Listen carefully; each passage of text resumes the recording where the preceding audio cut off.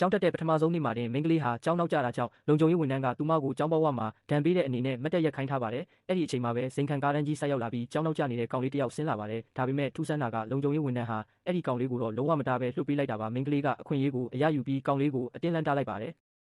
ကောင်လေးဟာဩဇာအာဏာရှိတဲ့ပုံစံမျိုးမို့သူ့ကိုကျောင်းထဲပါခေါ်သွားဖို့သူမကအတနာခံပါတော့တယ်လုံခြုံရေးကသူမကိုထပ်တားဖို့စူးစမ်းပေမဲ့ကောင်လေးကအေးဆက်တဲ့မျက်လုံးတွေနဲ့စိုက်ကြည့်လိုက်တဲ့ခါမှာတော့ကြောက်ပြီးလွှတ်ပေးလိုက်ရပါတယ်မိန်းကလေးကတော့လုံခြုံရေးကိုမျက်နှာပြောင်ပြပြီးကောင်လေးရဲ့အကာအကွယ်နဲ့ကျောင်းထဲကိုဂုံယူဝင်ကြွားစွာဝင်သွားခဲ့ပါတယ်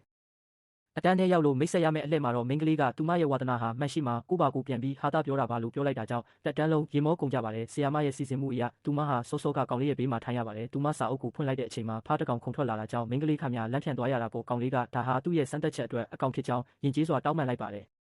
ကောင်လေးကသူမကိုဆက်ချင်တာနဲ့သူဟာတိရစ္ဆာန်လေးတွေကိုခွဲစိတ်ရတာဝါသနာပါကြောင်းပြောလိုက်တဲ့အခါမိန်းကလေးကလုံးဝမကြောက်တဲ့အပြင်ဒီလိုတိရစ္ဆာန်လေးတွေကိုခွဲစိတ်တာကပြင်းစရာကြီးတကယ်ဝက်ဝက်နဲ့ကြီးတွေကိုခွဲစိတ်မှလမ်းလာလို့ပြန်ပြောလိုက်ပါတယ်ဒီလိုထူးထူးဆန်းဆန်းမိန်းကလေးရဲ့ပုံစံကကောင်လေးကိုစိတ်ဝင်စားသွားစေခဲ့ပါတယ်နေ့လယ်စာစားချိန်ရောက်တဲ့အခါမှာတော့မိန်းကလေးဟာခောက်ဆွဲပကတ်20တိတိတပြိုင်နက်မှယူလိုက်တာကြောင့်လူတိုင်းအံ့ဩသွားကြပြန်ပါတယ်